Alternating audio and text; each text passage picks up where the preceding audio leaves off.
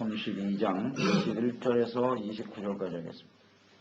출애굽기 32장 21절 29절까지 읽습니다. 모세가 아론에게 이르러 이르되 이 백성이 당신에게 어떻게 하였기에 당신이 그들을 큰 죄에 빠지게 하였느냐? 아론이 이르되 내 주여 노하지 마소서. 이 백성의 악함을 당신이 아나이다. 그들이 내게 말하기를 우리를 위하여 우리를 인도할 신을 만들라. 이 모세 곧 우리를 외국 땅에서 인도해낸 사람은 어찌 되었는지 알 수 없노라 하기에 내가 그들에게 이르기를 금이 있는 자는 빼내라 한즉 그들이 그것을 내게로 가져왔기로 내가 불에 던졌더니 이 송아지가 나왔나이다.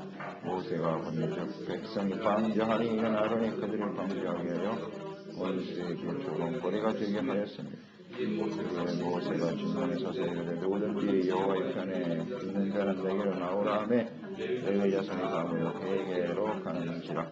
모세가 그들에게 이르되 이스라엘의 하나님 여호와께서 이렇게 말씀하시기를 너희는 각각 거리에 칼을 차고 이문에서 저문까지 왕래하며 각 사람이 그 형제를 각 사람이 자기 친구를 각 사람이 자기 이웃을 죽이라 하셨느니라. 레위 자손이 모세의 말대로 행하며 이스라엘 백성 중에 3,000명가량이 죽임을 당하니라. 모세가 이르되 각 사람이 자기 아들과 자기 형제를 쳤으니 여호와께 헌신하게 되었느니라. 오늘 너희에게 복을 내리시리라. 아멘. 하나님 편에 서라. 구원의 은혜를 받고 하나님의 영광을 체험한 백성들이 하나님의 목전에서 금송아지 우상을 만들어 하나님을 멸시하고 부패하고 있었습니다. 이러한 모습을 직접 보게 된 모세는 참담한 마음으로 십계명 돌판을 깨뜨려 버렸습니다. 하나님과의 언약이 깨어진 것이죠. 하나님은 백성들을 거룩하게 하시고 그들과 함께 하시며 그들을 인도하시며 적과 꿀이 흐르는 가나안 땅으로 이끌어가기를 원하셨으며 이들이 하나님의 말씀을 저버렸어요. 하나님을 저버렸단 말이에요. 하나님과 함께 동행하는 삶을 포기한 것이죠. 거룩함을 상실해버리면 하나님과의 언약이 깨어지는 거예요. 그 언약의 핵심은 하나님이 함께 하시는 거예요. 하나님이 함께하는 백성들. 그럴 때 그들은 강해질 수 있는 것이고 형통할 수 있는 것이 아니겠습니까? 거룩함을 상실하면 그 하나님과 함께하는 언약의 삶이 깨어질 수밖에 없다. 이렇게 되는 원인이 어디에 있는고? 근데 이것이 중요하겠죠. 어떻게 이런 일이 벌어질 수 있었느냐? 근본적으로 보면 백성들이 완악하다는 거죠. 악한 건 사실인데 그들을 바르게 이끌어낼 책임이 지도자에게 있다는 거죠. 모세가 아론에게 이르되 이 백성이 당신에게 어떻게 하였기에 그들을 큰 죄에 빠지게 하였느냐? 이런 죄에 빠지게 한 원인이 누구냐? 아론에게 있었다는 겁니다. 모세가 하나님께 나가 있는 동안 아론이 모세를 대신해서 백성들을 이끌어낼 책임을 맡고 있었던 것이죠. 지도자가 된다라고 하는 것은 이렇게 권리를 내세우는 것보다는 책임을 지는 자리라는 거예요. 책임을 지는 거예요. 권리보다는 책임이 훨씬 더 큰 겁니다. 그러니까 하나님이 원하시는 하나님 나라의 공동체, 건강한 공동체가 되기 위해서는 이렇게 책임감 있는 지도자가 되어야 하는 것입니다. 자신이 책임을 질 줄 알아요. 내가 잘못했습니다. 이것을 솔직하게 고백할 수 있어야 하는 것이죠. 근데 아론은 자신이 어떻게 이렇게 죄에 빠지게 하였느냐라고 모세의 그 책망에 대해서 자신의 죄를 고백하기보다는 백성들이 완악하기 때문이다. 핑계로 일관하고 있죠. 그리고 말도 안 되는 궤변을 들어놓고 있습니다. 금고리를 가져오라 했고 자기는 그것을 불 속에 던졌을 뿐인데 금송아지가 만들어졌다. 이건 뭐 회개한 말도 안 되는 소리를 하고 있는 것이죠. 이걸 변명이라고 하고 있나? 이런 걸 보면 이 아론이 하나님 앞에 올바른 지도자로서의 자격이 없구나 하는 것을 볼 수가 있죠. 자격이 없습니다. 모세와는 아주 다르네요. 그리고 모세의 종로를 됐던 여호수아만도 못하죠. 아주 책임감이 없는 지도자구나 그런 생각을 합니다. 우리가 이런 위치에 서게 됐을 때, 우리가 지도자가 되었을 때 이 아론과 같은 모습을 가지고 있어서는 안 되겠다 하는 것을 묵상하게 되네요.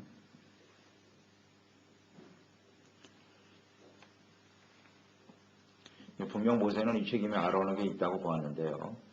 그래서 시인하지 않고 있습니다. 그러면서 그가 말하기를 내 주여 노하지 마소서 이 백성의 악함을 당신이 하시나이다.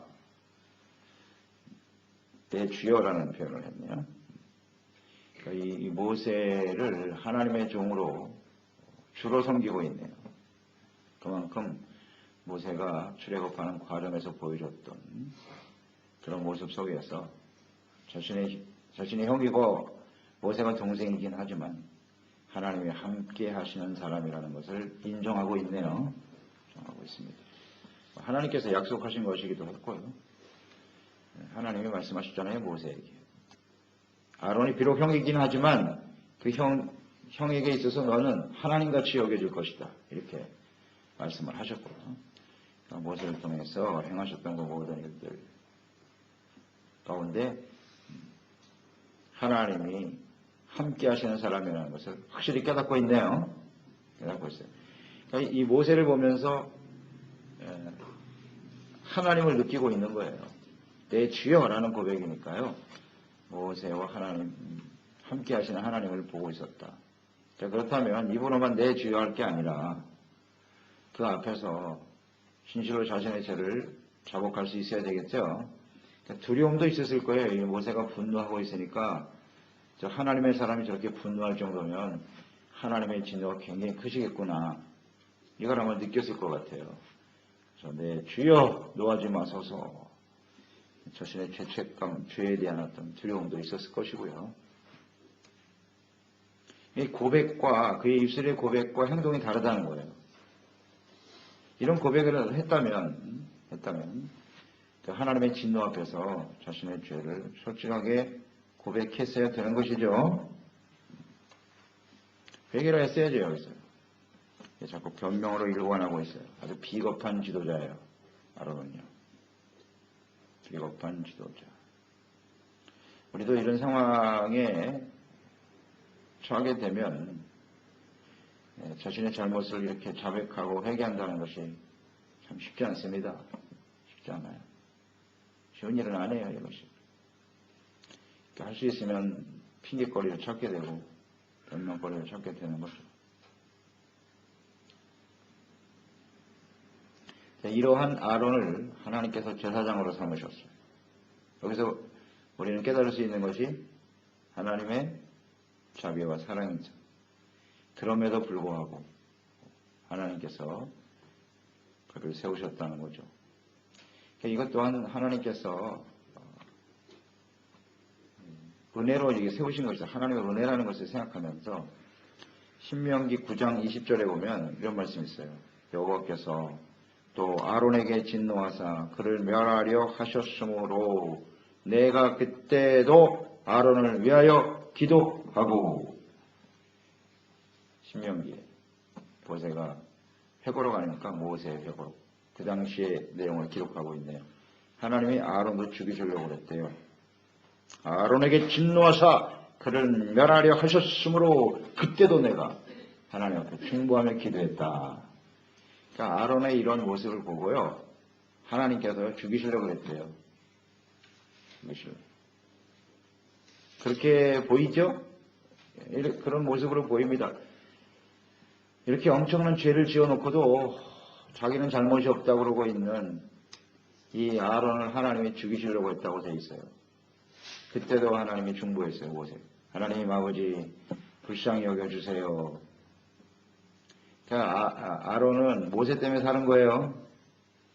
중보기도 때문에 이스라엘 백성 전체가 다시 한번 기회를 얻게 된 것이고 아론조차도 죽음에서 생명으로 옮겼나이다. 이것이 바로 하나님의 은혜입니다.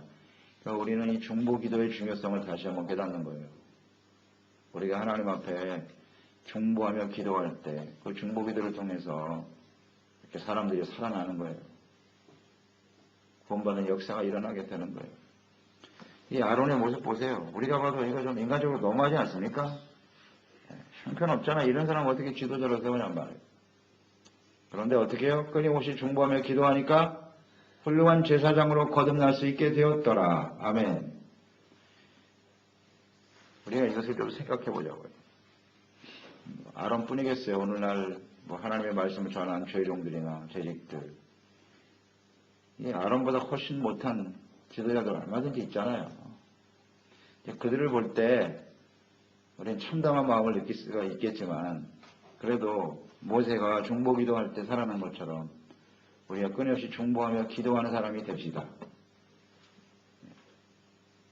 그런 은혜가 우리가 있기 때문에 나도 그런 은혜로 사는 것이고 우리 다른 사람들도 그와 같은 은혜 가운데 하나님께서 다시 회복시켜 주시고 세워주신다는 사실을 우리는 생각해야 합니다. 중보기도의 필요성이에요. 중보기도의 필요성. 모세 중보기도가 아니었으면 그는 죽었다. 오늘도 주님께서 우리를 위해서 끊임없이 중보하고 계시기 때문에 오늘 우리가 주님 앞에 살아있는 것입니다. 그 은혜를 잊지 말아야 돼요. 22절, 25절의 내용을 보면 백성들이 악하여 신을 만들어 내라고 강청했고 그의 변명이 좀 나와 있죠. 궁색한 변명인데요. 이 백성들이 완악한 건 사실이죠. 사실인데 이런 일이 벌어졌을 때 우리가 아론이 취하는 행동을 보면서 최소한 말이라도 해봐야 될 거 아니야. 어떻게 요구하자마자 즉시로 금을 가져오라 그래서 송아지 우상을 만드냐. 이 아론. 최소한 말이라도 한마디 해봐야 될 거 아니야. 이러지 맙시다. 우리는 하나님의 백성이요. 하나님이 모세를 죽이실 리가 없습니다. 우리를 구원하시는 하나님이 이렇게 말씀을 좀 가르쳐주고 깨닫게 해줘야 될 텐데 전혀 그렇지 못하고 있는 모세, 아니 아론이죠. 안타깝습니다. 안 되면 엎드려 기도하든지 모세가 옆에서 하는 거 항상 보았잖아요. 백성들이 완악한 걸 당신도 압니다 그랬는데 그런 완악한 백성들을 대하는 모세의 태도는 뭐였어요? 언제나 엎드려서 기도하는 모습이었잖아요. 그럼 그렇게라도 해야지. 그걸 옆으로 계속 옆에서 봐왔으면서도 안 되네요. 그래서 우리가 어제 말씀 묵상했습니다마는 위기가 다가올 때 하나님께 기도하는 것이 그렇게 쉽지가 않다는 거예요. 여호사밧이 위기가 찾아왔을 때 무릎 꿇고 기도하고 하나님을 의지했다는 게 쉬운 것 같이 보이죠? 이 상황을 보세요. 아론에게는 상당한 위기죠. 백성들이 막 죽이려고 덤벼들거든요. 그때 당연히 엎드려서 기도해야 되는 거 아니야? 그게 안 된단 말이에요. 쉽지가 않아요. 아론이 하나님을 몰라서 그랬을까? 우리는 왜 몰라요? 모세와 바로 옆에 있으면서 하나님이 말씀하시고 행하시는 모든 것들을 직접 옆에서 지켜봤는데 하나님을 모른다고요. 그만큼 우리가 하나님 앞에 엎드려 기도한다고 하는 거죠. 얼마나 중요한 것인가를 알아야 됩니다. 알아야 됩니다. 아론 아쉬움이 있습니다. 25절에 보면 방자하다는 표현이 나오죠. 모세가 먼저 백성이 방자하다 그랬어요. 방자하다라고 하는 말은 떠나게 하다는 뜻도 있고요. 드러낸다, 벌거벗기다 그런 의미도 갖고 있고 하여튼 정도를 벗어나서 망령되이 행동하는 게 방자하다는 거예요. 정도를 벗어나는 거예요. 그리고 이 방자하게 만든 것이 누구냐? 아론이라고 되어 있는데 아론이 그들을 방자하게 하여 원수에게 조롱거리가 되게 했다. 원수들 하나님을 떠나서 금송아지 우상을 섬기는 일은 원수에게 조롱을 받는 일이에요. 애국 사람들 뭐라고 하겠어요? 자신들이 여호와를 섬기기 위해서 떠난다고 하더니 결국 애굽의 금송아지 우상을 섬기고 있구나. 이 조롱거리가 된다. 우리는 하나님의 거룩한 자녀의 백성입니다. 우리가 세상 사람들의 사상이나 철학이나 생각을 따라간다면, 풍습을 따라간다면 그것이 바로 악한 원수마귀 혹은 불신자들에게 조롱거리가 되고 하는 거예요. 이런 일을 해서는 안 된다는 조롱거리가 되게 하지 마. 그러니까 우리는 방자하게 행하는 일을 조심해야 됩니다. 네, 방자하게 행하는 정도를 벗어나는 행동이에요. 하나님의 백성들이 어찌 우상을 섬기냐. 있을 수 없는 일이거든요. 그러니까 문제는 방자하다고 하는 것은요, 이런 의미겠죠. 잘못을 했는데 그 잘못을 전혀 뉘우치지 않는 거예요. 뉘우치지 않는 거예요. 그리고 그것을 정당한 것처럼 계속 주장하고 그 길에서 떠나지 않는 거예요. 지금 모세가 이렇게 표현한 것은 모세가 와서 십계명 돌판을 들고 왔다가 참담한 모습을 보고 십계명 돌판을 떨어뜨려서 깨뜨렸잖아요. 그리고 진노했잖아요. 그러면 아론이 보아도 모세의 진노가 굉장히 두려웠단 말이에요. 두려웠다. 이런 상황을 보면 자신들이 아이고 우리가 하나님 앞에 크게 죄를 졌구나 하고 다 엎드려져야 되는 거잖아요. 그런데도 불구하고 우리가 금송아지 우상을 세운 일은 정당한 일이다. 이러고 있는 거예요. 아직도 이러고 있는 거예요. 회개를 안 하고 이게 지금 방자한 겁니다. 그래서 하나님이 말씀하고 계신데도 잘못했다고 자꾸 지적해 주는데도 그것을 따르지 않고 고집을 부리는 것이 방자한 것입니다. 우리는 방자한 사람이 되지 맙시다. 이건 정말 하나님이 싫어하는 거예요. 싫어요. 방자한 모습을 보이니까 모세가 26절에 선포하죠. 전혀 깨닫지를 못하네. 안타깝네. 그럼 뭐라고 선포했어요? 누구든지가 중요해요. 누구든지 여호와의 편에 있는 자는 내게로 나오라 선포했어요. 그 사람들을 그냥 딱 정리하는 거예요. 자, 이 중에서 하나님 편에 선 사람은 내게로 오라. 제한이 없어요. 누구든지입니다. 하나님 편에 서 있는 사람은 내게로 오라.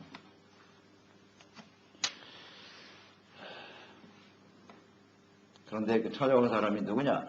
누가 모여왔다? 레위 자손들이. 레위 자손들이 하나님 편에 섰다는 것. 자, 이 하나님 편에 섰다는 것은 무슨 뜻일까요? 이 상황에서요. 하나님 편에 선 사람은 어떤 사람? 모세와 친한 사람? 어떤 뜻이에요?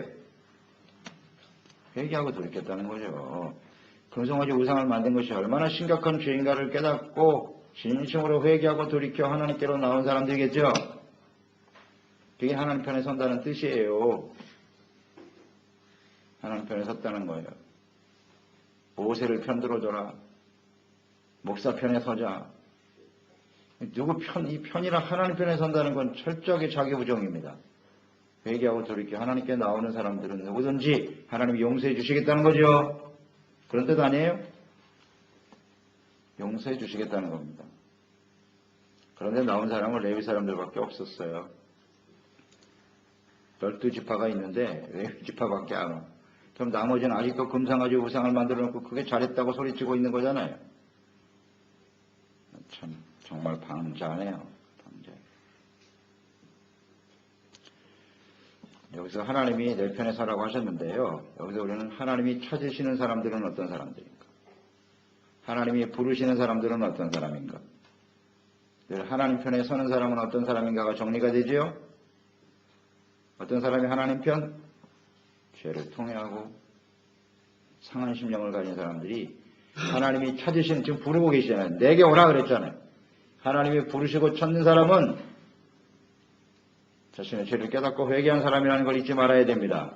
10편 57편 17절 하나님께서 구하시는 제사는 상한 심령이라 하나님이여 상하고 통회하는 마음을 주께서 멸시하지 아니하시리이다.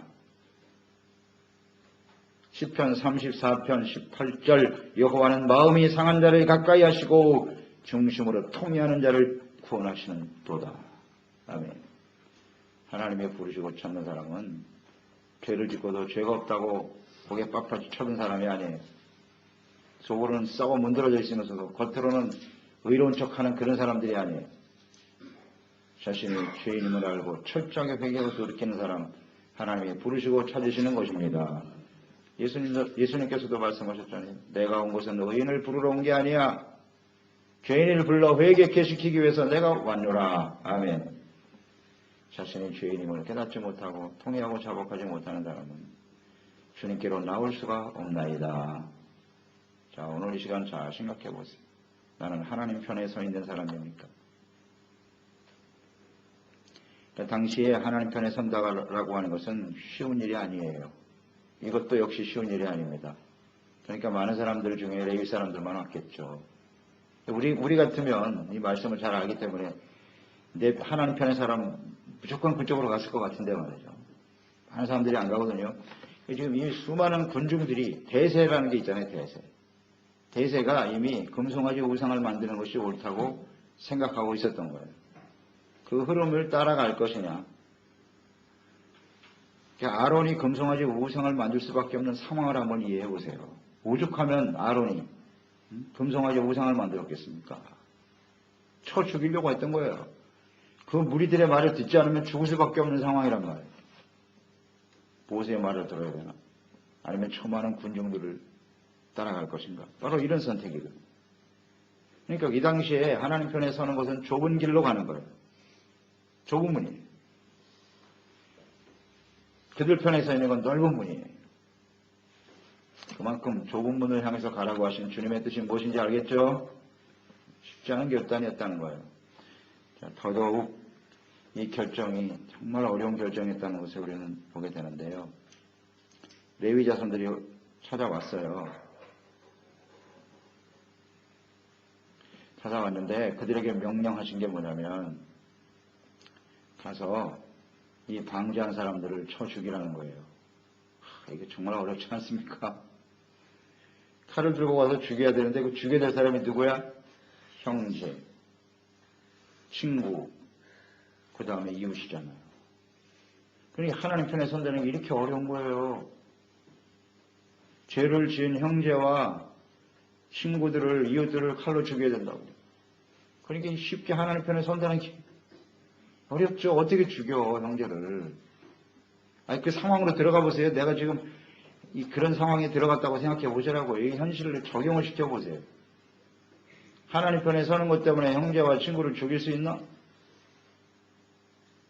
차라리 그냥 나도 같이 죽지. 어때요, 여러분? 인간적으로 생각하면 그들 편에 있는 게 맞아. 어떻게 그들을 죽여? 하나님 편에 선다는 게 이렇게 어려운 거예요. 어려운 거라고. 그러니까 하나님이 레위 사람들을 제사장으로 하나님의 성막을 섬기는 거룩한 백성으로 삼으신 거예요. 아멘. 저는 오늘 이 말씀 묵상하면서 다시 한번 깨달았어요. 야, 이 레위 사람들을 하나님이 제사장으로 거룩한 백성으로 삼으신 이유가 있구나. 이 상황이 결코 쉽지 않는 상황이었구나 하는 것을 아주 깊이 깨닫게 됐네요. 어떻게 형제를 죽이냔 말이에요. 나 같아도 잘 못할 것 같아요. 못할 것 같아요. 그냥 같이 죽지.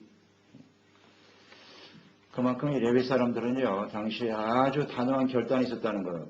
형제와 친구를 죽일 정도로 죄에 대해서 단호한 태도가 있었다는 것이고, 이 친구를 죽이기 좋아하는 사람이 어디 있어요?